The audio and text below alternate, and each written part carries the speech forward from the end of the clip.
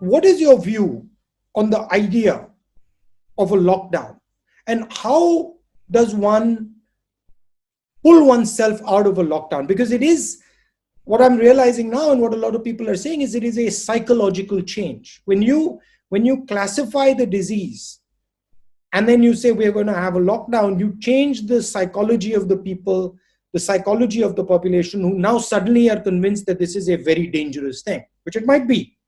But you then have to wean them off that idea, and you have to do it carefully. You can't just blow open the doors. So No. how does one navigate this complicated space? I always ask about the lockdown is, what are you using that time to do? How do you prepare for releasing the lockdown, right? Because lockdown buys you time, but lockdown is not the goal unto itself. So you want to use that time to prepare a really fabulous testing, tracing, isolation infrastructure.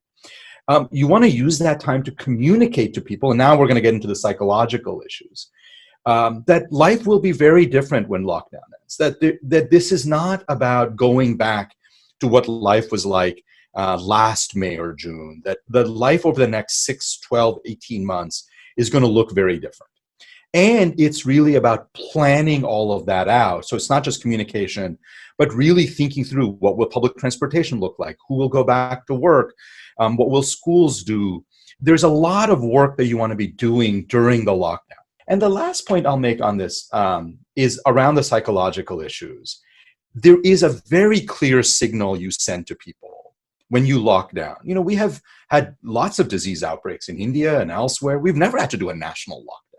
Yeah. So you're saying to people, this is different. This is much more serious and is potentially much more devastating if we don't do this.